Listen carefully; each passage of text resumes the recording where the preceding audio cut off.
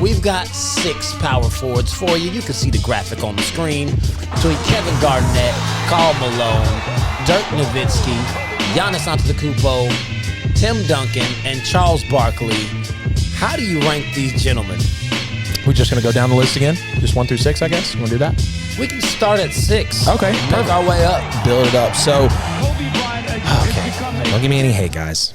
Number 6, I do have Charles Barkley, MVP, 11-time All-Star Game MVP, and I understand that he ran into a lot of tough times in his career. You know, bad boy Pistons, Olajuwon's Rockets, the Robinson Duncan Spurs, Shakobi. The dude went through the gauntlet. Okay, his time, I know, guys, his time was absolutely tough. But again, at the end of the day, when you look at a lot of players on this list, you name everybody but Jordan.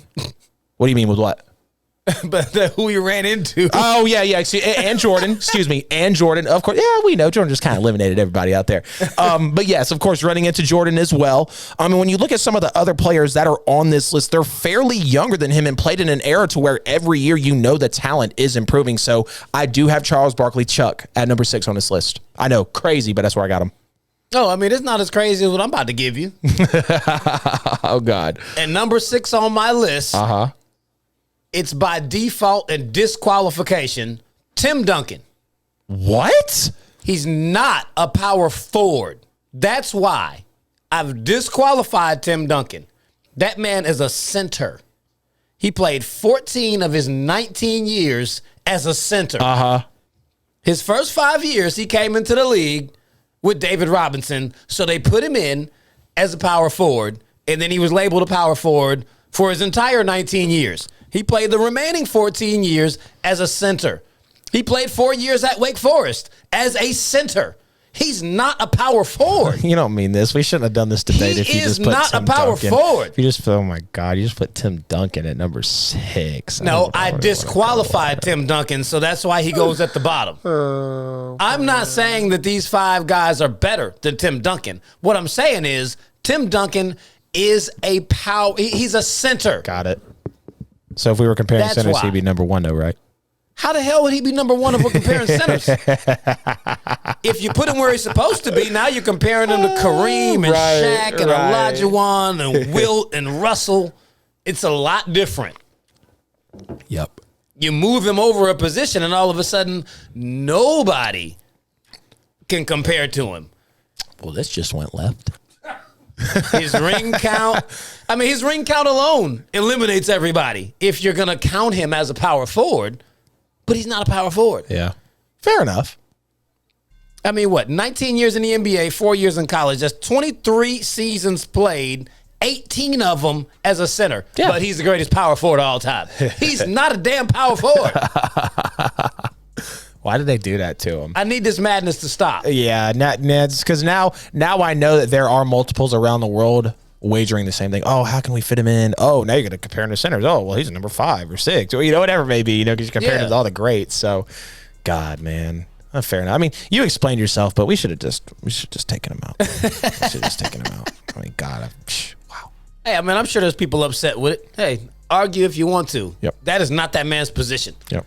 So who you got at number 5? Number 5, crazy enough, man, and he kind of had the similar situation with Chuck, ran into a lot of teams in his career. Clyde Drexler's Portland Trailblazers. You had him running into Olajuwon's Rockets. I mean, you had him running into a lot of people, and I hate to put him this low, but it is going to be Karl Malone. Great mid-range game. Don't get me wrong. An amazing big man. Love what he did for the Jazz. I'm a fan of Karl Malone. I truly like the way he played the game. Very old school guy, and you have a lot of players today, you hear them mentioning him, complimenting his play style. Extremely fundamental. But when you're talking about, because there's a lot of greats on this list, when you're talking about the entirety of the accolades and rather how fast they did it with their surroundings, again, I know Malone and I know Chuck went through the freaking gauntlet. MJ as well, with Karl Malone. MJ got both of them, bad boy Pistons for Chuck, whatever the case may be.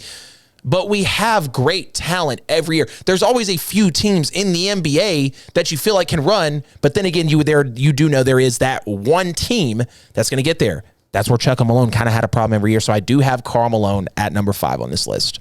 Damn, that's tough. I've got Giannis at number 5. He doesn't have enough time in. I couldn't argue with you saying that he's better than Karl Malone already. Right. Or definitely at this point in his career. Being he's got a championship and Karl never got one of those. Right.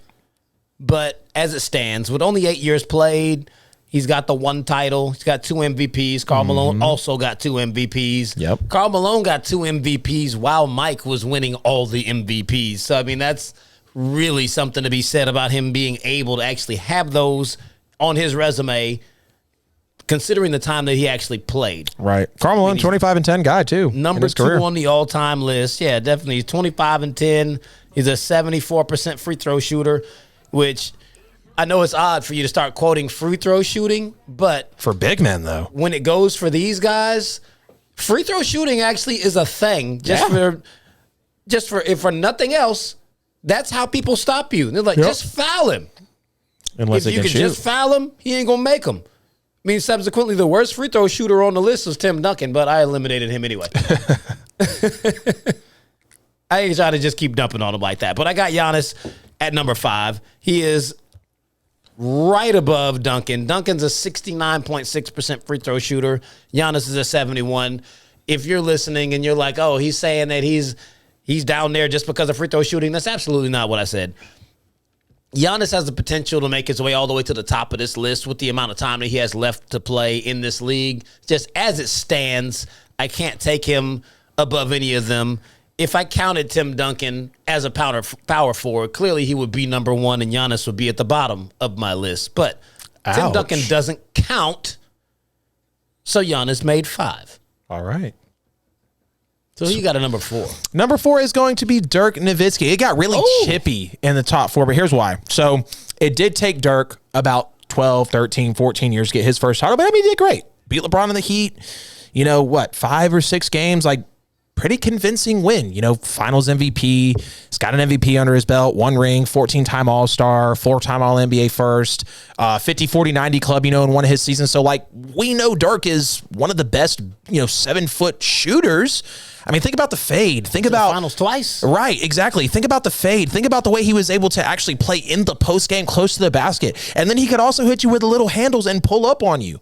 40% from the 3-point line in Dirk's era is huge, especially for a big man. You had guards and forwards not even being able to shoot at 40. And Dirk is 7 foot. You can't block his shot. And he's putting them up out there, And like I said, he's compared to a lot of greats on this list who have had an accelerated career, who have more accolades. I'm not taking away from Dirk. You could still put him and Durant up there as the best 7-foot shooters of all time. Might be forgetting 1 or 2. Don't come for my neck, but I know we're talking about generals here. Off the top of the head, I would say that's probably accurate. Right. I know there's what about this guy? Oh, I'm sorry, bro. My bad. I'm on air. But either way. Rasheed Wallace, he's not a better shooter than them. Exactly. He's definitely worth mentioning. We have that one guy out there. No, I'm just kidding. But no, man, definitely got Dirk at number. And I miss seeing Dirk play. I remember when he went through the playoff challenge, shaved the beard, I think after they won or something like that. So love Dirk. Got him at number 4. Okay, at number 4, that's where I have Karl Malone. Okay. He's a legend. Yeah. He had a great career. Great mid-range shooter, a big guy. Played in 19 years, made 14 All-Star games, 14-time All-NBA. Really, I have him lower on the list because we actually have to start splitting hairs. He didn't really play defense. Right. He give you 25 and 10, but he's not stopping anyone. Right. As big as he was not playing defense like that. That was when the game was slowed down in the post. So, someone with his size, he could have very well easily been a lockdown defender. Right. The league wasn't as up and down and spread out as what it is now. He did manage to get 2 MVPs. So, I definitely got to show him love for that. But he made it to the finals twice, lost both times, and absolutely could have won. He was extremely careless with the ball, and that's what led to the 98 Jordan with his hand up pose that everyone remembers in infamy about that game. But what you don't see, sometimes they do show the full highlight from when Jordan went behind him and stripped him before he went down to make the shot. A dude as strong as Karl Malone and someone of his prowess as far as where we rate NBA players in history should have had the awareness to, 1, have actually seen him, and 2, been strong enough with the ball where he couldn't have gotten stripped like that. Right. and that would not have happened. I mean, that could have changed a whole lot of things. If he had a championship on his resume over the Chicago Bulls in the last part of their three-peat, we might be speaking differently on him. Yep. But he absolutely, I mean, you can't say he's fully to blame, but a lot of that's his fault. Right. He could have made the difference. Yeah. So I've got him at number 4. Easily, man. All right, on to number 3. This is where I'm going to place the Greek freak, Giannis Antetokounmpo, at the age of 26. Okay. This is the man's resume in just 8 seasons. And we know what Giannis has done. 1 ring this year, 2-time MVP, Defensive Player of the Year, Most Improved Player, and is actually the only MIP to ever win the MVP. So you got to love that from him. Finals MVP, 5-time All-Star, All-Star Game MVP when he had the perfect game, 3-time First-Team All-NBA, 3-time Defensive First-Team All-NBA, 2 of the highest PER ratings we've ever seen in his back-to-back MVP seasons. Those made him one of the most efficient players of all time in that season when he did take home that hardware. But also, here's another thing. When you look at how quick and accelerated his career has been, he has more MVPs and rings than MJ did by his 27th birthday. And also with LeBron, MJ had 1 MVP, no rings, the same amount of MVPs and more rings than LeBron did by his 27th birthday, 2 MVPs, no rings yet. Giannis has 2 MVPs, a ring, a Defensive Player of the Year, and a Finals MVP, and he's made All-NBA first team with the defensive as well. You guys heard me put the resume out there. We know who Giannis is, and in his first NBA Finals, 35, 13, and 5. The first time the man ever gets the spotlight. Hits his free throws in a big game. 50-point closeout. Best rim player in the NBA. Has been for the past couple seasons. Don't be surprised if he's in the MVP running next year. Giannis is here to stay, man. I got Giannis at number 3 absolutely on this all-time list. Okay, I mean, I think he absolutely will climb this list without question. Right. But as it stands, I can't could think easily of end that his high run. yet. Right. At 3, I've got Dirk. No, dude. 21 seasons played, 1 championship, went to 2, definitely was the man on both those teams, carried him there, 1 league MVP, 14-time All-Star, he's been All-NBA 12 times, averaged 20 points, 7.5 rebounds, was a 88% free throw shooter. That is huge. I mean, Dirk was big money. Yeah. And I mean, we'll all go on record to acknowledge that he is one of the only guys to win an NBA Finals without any other All-Stars. Yeah. He did have other good players on the team. Right. Let's not get it twisted like Jason Kidd and Sean Marion and Jason Terry and all those guys weren't on that team. Right. He did have some straight-up ballers on his squad. Yeah. But they were not All-Stars. Lots of them, I mean, Jason Kidd was definitely past his prime. He was a role player, but he did his job. Right. But this was a Dirk championship, not to mention he got his title over the Heatles. Yeah. That was year 1 Yeah. of the LeBron James Miami Heat experiment where they said not 1, not 2, all 7. the way up to 7. Yeah. That was LeBron, D. Wade, and Chris Bosh with the Miami Project. Dirk shut him down. And before he did that, they swept the defending 2-time NBA champion Lakers on their way to beating the Heat. Yep. That was a historical season. And a lot of people that, oh my God, the Heat were clearly the better team. Why'd they lose? Really, like, people were making so many excuses because LeBron was here. First final since, he was with Cleveland. Like, this was LeBron's moment. He's here. 2011, like, LeBron, here you go. And he wasn't able to pull it out. And people were so irritated. It's like, dude, it's okay. LeBron is a what? I'm totally drawing. 4-time champion? 4-time champion. Or yeah, LeBron is a 4-time champion. 4. Come on, guys. Like, we understand getting the 1 was kind of tough. The dude went to 10 straight NBA Finals. It's okay that he was popped out after his first one. It is totally fine. Oh, yeah. Totally fine. Who you got at 2? Number 2, man, this was so tough for me at number 2. But the reason I put Kevin Garnett at number 2 above Giannis, the reason I put Kevin Garnett at 2, rather, overall on this list, because he's regarded as maybe one of the best defensive players he is regarded as one of the best defensive players of all time in the NBA. And I wanted to put Dirk at number 2, but I feel like Dirk and KG are equally as comparable when it comes to versatility, being at the rim, making their own shot. Dirk had the fade over KG, but I mean, KG could still hit you with the handles, pull the mid-range, like work inside. But Dirk was not nearly as great of a player as KG was on the defensive end. You know, defensive player of the year, 9-time all NBA first defensive team, over 10 times as an all-star. I want to say like 15-time all-star. 15. There you go, 15-time all-star. And, you know, overall, I mean, KG really kind of revolutionized the big man game in a way. Like, you saw him. Big men at that time really didn't, you know, run the break like he could or be able to see the floor like he did and be that lanky, but also be as effective in his time, like I said, around the post when he was, you know, he could create his own shot, which is what really made him so special in today's game. And, you know, I mean, at the end of the day, when you look at the power forward that Kevin Garnett actually was, you can't deny that he has to sit here on this list. Maybe a tad bit lower, but I mean, KG's an all-timer, and we know that. So I love having KG here at number 2 on the list. Okay, at number 2, I've got Charles Barkley, the round mound. Ooh. 16 years played, 15 All-Star games, 1 MVP, did drag the Phoenix Suns to 1 NBA Finals appearance and lost to the Bulls. Granted, he did have a nice little squad with him. We won't act like he didn't play with Kevin Johnson and Dan Marley and the crew. So he did have some ballers with him, but he was absolutely the man on that squad. He won the MVP that year. He was 11 times All-NBA, 22-11, 4-time rebound champion in the league. I mean, there's not a lot of bad things that you can say about Chuck. I mean, the dude played crazy. He was very undersized for a power forward. Right, and he was able to be quicker and a little stronger than some of these guys, you know? I mean, being able to push up on these dudes. Yes, I mean, he was there. I don't have any bad things to say. I mean, I got the man ranked all the way up at number 2.